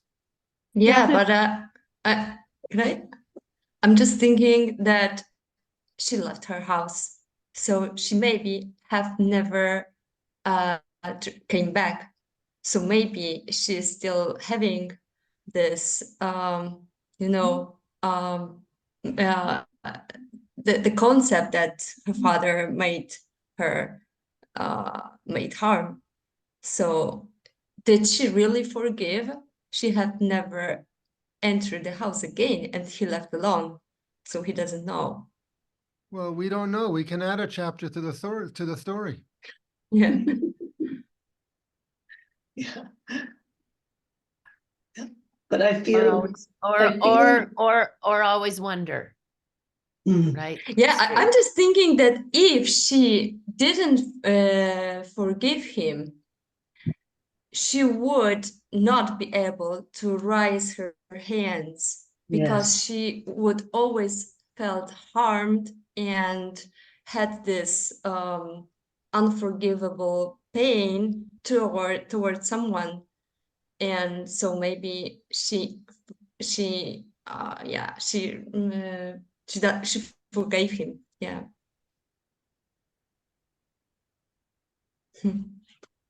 I feel like, yes, I feel like that. Oh, sorry, go ahead. I feel that maybe, like at that situation, she can tell the father that maybe you did what was best in that situation to save me. So in the end, the father cut off her hands just to save her from the devil. So it was a situation which he had no other choice to do it. He wanted his daughter alive. And that is why he just cut off her hands. So maybe she understands that, and that is why she goes to nature, and when she realizes that, so she heals herself and she grows her hands back and she grows confidence in herself back. Maybe that's what I feel. So she, as a daughter, in the end, does forgive the father because she understands the situation in which she was put. And maybe, at sometimes our parents tell us to run away from danger. So at that time, the father cut off her hand and let her just go out and explore her world so that the devil doesn't catch her again, maybe. So I don't know. Mhm. I feel that Justine, you expressed the grief that I, in the father, was having a hard time getting to because I was lost in the guilt. So that's all I want to say. I don't know if I have to de-roll. Maybe I do because I was feeling the father so much. So I don't know. I de-roll the father from the story, and I put it on that altar. And I am Carrie. Yes, and Carrie, you are our lovable and dear, dear friend. Just want Carrie, to thank you say for that raising that, Carrie, because I thank you so much because you articulated something. I appreciate you articulating that. It resonated with me. And also, in the context of stories, it made me realize the mistakes that I have made, and there have been many with my children and with myself, are parts of a story. And I still have a tendency to think of stories as compact things that end, have a beginning, a middle, and an end. and they don't. So if I think of certain things that I did with my son and my older child, those are parts of my story which are rolled onto theirs. And my job is to carry as much love and forward in that as I can, as imperfect as that is going to be. So thank you for giving me a little clarity. I got some clarity on stuff. I appreciate that. Thank you. I just want to add what I hope happens in this story, or what I think about is that I can be more conscious, that it can be my unconsciousness, not that I'm a bad person, whatever, but it's the unconscious that can wound the most.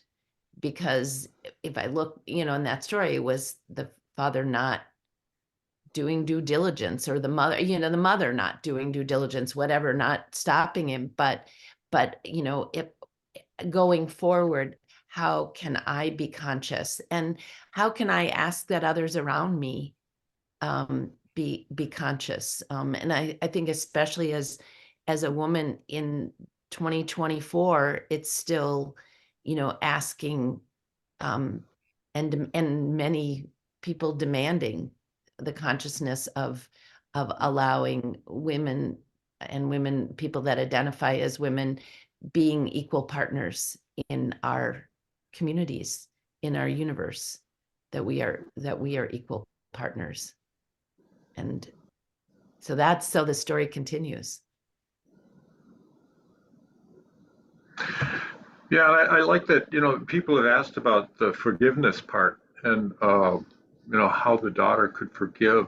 And, for me, I've been really, I kind of find myself stuck in the role of the father, thinking about that role. But it opened up to me now, if I would play a role now, it would be as the daughter. I hadn't even thought about that role. So, I think that would be a soliloquy, kind of. Is that okay? Do we have time? Yes. Okay. Gee. Oh. So what's the story? So how did he get here? How did this happen? Why am I going to the devil? I just, golly. You know, how do I deal with this that's been put on me? Oh,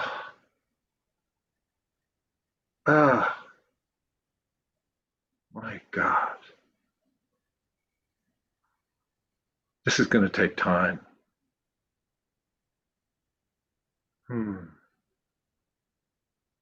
And what's this about this chalk circle? Why would I do a chalk circle? How does that help me?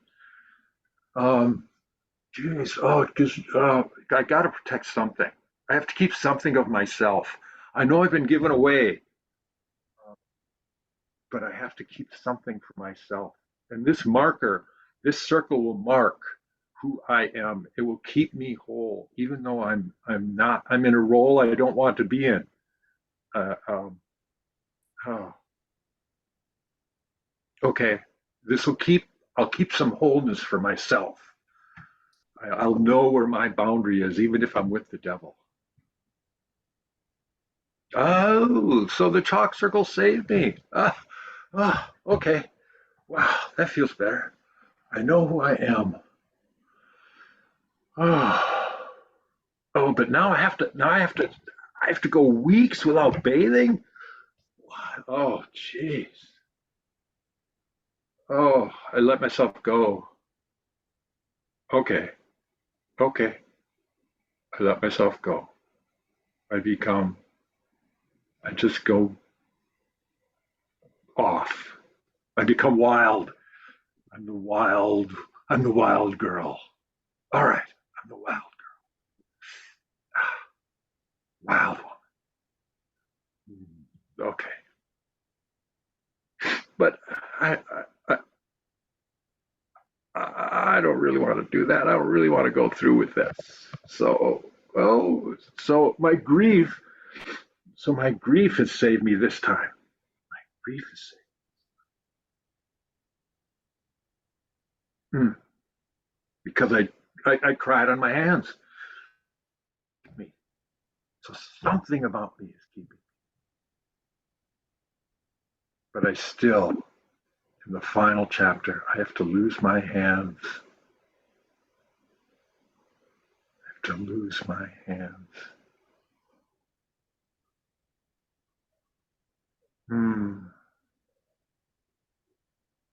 Okay.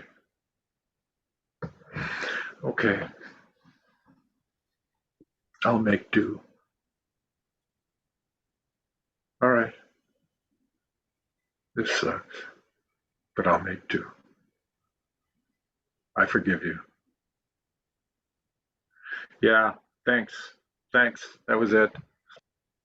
And what I realized from the soliloquy was that it took time. It took time for me to forgive. It was like I couldn't forgive in the first stage, in the circle stage.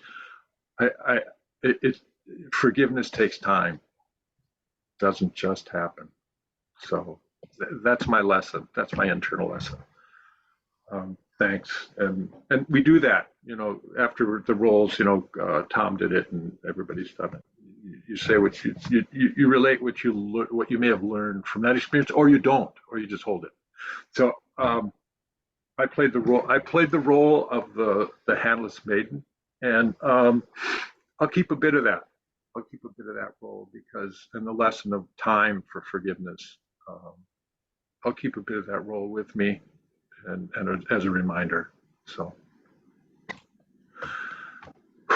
okay, I'm out. I'm James. Thank you. A technical note, and I don't know how long you want this to go, Eric, but a technical, what allows, if to teach this to people, two things seems to me are critical. One is the ability to embrace the expression of grief as an ecstatic possibility that allows you to get out of stasis and for something to move and something new to happen, and to stabilize the insults, small and large, and ancestral legacy, that stuff that did not get metabolized in previous generations that got handed down. In particular, shame gets handed down. So an understanding about how shame works, how you heal shame. When I'm in my shame, I need someone to look me in the eye with empathy and say, me too. Me too, that's how it feels like, please come back. So those are two things. The third thing is the mythological negotiation. What mythology does first and foremost, it sets up a negotiation between the self and the true self. Between the self and the true self. So I may get a glimpse of myself. Oh, that's Cris with more courage. Oh, that's Cris with less shame. I like him. And then I can then set up a discipline to move towards him. But the engagement with the story allows me to see that. Or I might discover something that I'll go into therapy and work on, you know. But so those that's some of the basic fundamental technical stuff, which runs counter to much cultural learning.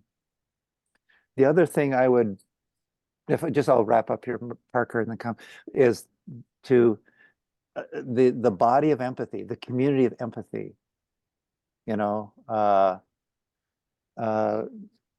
With James and Peter and Tom and Carrie and Maria, and these are people who I've loved, and I've been in an environment where I've trusted their empathy. So, Cris, can I say a couple words? Please. Eric, I have to leave back to caregiving. But I know that folks need to take a restroom break or something like that. But I just wanted to say, when you were talking about a couple of great things and why I wanted to jump in, and as I wanted to add to it, when we talk about grief, I always want to remind ourselves of the shadow. Grief is that place of both shadow and light. But when you find yourself in grief, it's very easy to stay there. It's very easy to stay in the mud, and you can be in the mud. So I just invite that space of just, when we do role, one thing in my work that I notice is I can carry on a character for a long time. If you spend a long time with a story, I don't know if you just find yourself. So I just wanted that the grief is both, for me at least, and I think of grief has such joy in it and light.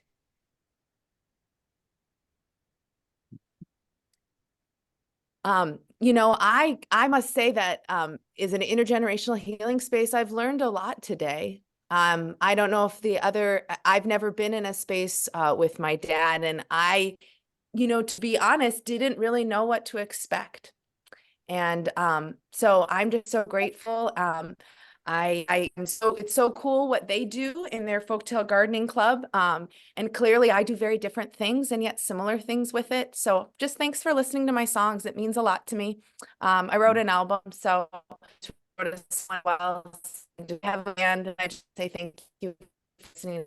I know sometimes we don't think of songs as important as words, but to me that rhythm and even those simple songs, or even the sound of the way of like chopping I think of At the Edge of the Woods. In one of the stories it talked about, like, there was someone chopping, he went to the edge of woods to chop. And sometimes why I brought us to that rhythm is both the rhythm of being in the woods. Oh, I remembered why I brought up grief. So one thing that this story sometimes includes around grief, and why you don't want to get stuck in it, is the Josephine, or the young person, names her child Sorrowful, and the child is called Sorrowful. And so I just we didn't talk about that, but that's maybe another place to take it, that in my own interpretation is where she gets lost in that grief. And it's in a reclamation and regeneration of her hands, in relationship with the trees and everyone around her. And so I just wanted to talk about, I don't know, I forgot about that spot. And when you're talking about grief, Cris, it reminded me about that the child was named Sorrowful, or you see that in some of the interpretations of the story. Mm-hmm. And I just want to add, right, Parker, your album is going to be out pretty soon, the Handless Maiden. It's called Silver Hands. Yep. Silver Hands Folk Opera. So it's both instrumental and vocal music, and it's everything you think it is and everything that I've never heard before. So it's if you want to listen, let us know, and I can send you it. I'm going to be receiving it via email. So you're cutting out, but well, what you're saying, Cris, just send are your we? message. Well, I think Eric wanted to say something. Yes. And yes, Eric. Yeah, go ahead, Cris. Well, I'm ready to close it off. If people have a sense of closure, we could take it further, but I think to me, it feels like a good time to close it down. Great. Well, first of all, Maria, Parker and Cris, that's some family you got there. What a family. Congratulations to all three of you. And it's been an honor for me and for the Chennai Festival that this is really the first time, Parker and Cris, that you've really worked together. Mm-hmm. Stupendous.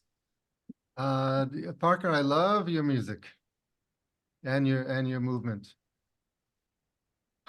So I actually do have to go to a memorial for a friend in 5 minutes. You know, another Zoom where they're having a memorial for a friend of mine who passed away.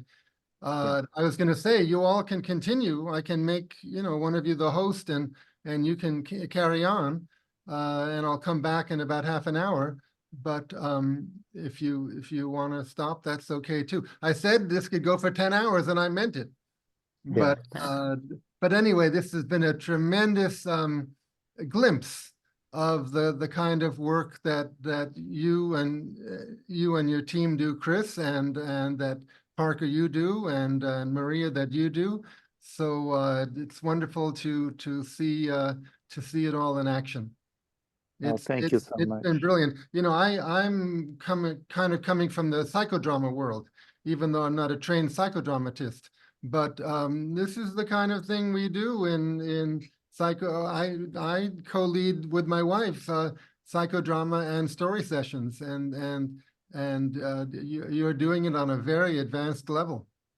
Oh, thank you. Well, I just want to put out, if you can imagine, we once did this. We did a dawn to sunset, this continuous dawn to sunset experience, and it was just ecstasy. We were all younger then. Yeah, we and were responsibility. We were younger then. Thank you, everyone. Thank you, Eric. Thank you, everyone. For Thank doing you. this, Eric. You are hosting the most amazing gatherings every year, and it's transformational. Thank you so much. Thank you. And you know, I've written a movie which I'm trying to get produced. Those of you who are registered will get a link to a summary of the story soon. Please help me get an agent and make this movie. I'm sure Apple Studios in California wants to produce it, but I can't contact them directly. I have to do it through an agent. So I appreciate your love and spirit and energy on this.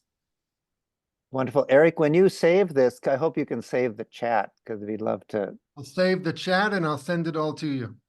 Oh, thank you so much.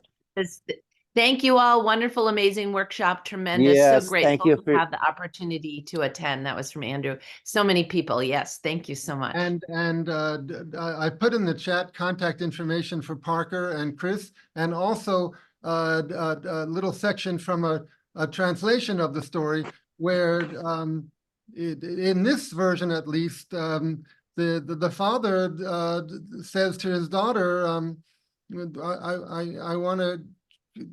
The father basically says, it's either me or you. The devil's going to take me or you. I'd rather he take you, my daughter. And the daughter says, okay, let him take me. So there are different versions of it, but yes. This version doesn't make the father look so good. Yeah. Rachel, do you want to say something? Yes. First of all, it was very, very powerful. And I hope so I want to thank you all. And I hope you will make it available for replay, because there's so much here that I would like to return to it. Okay, thank you. Thank you so much. So glad you're here.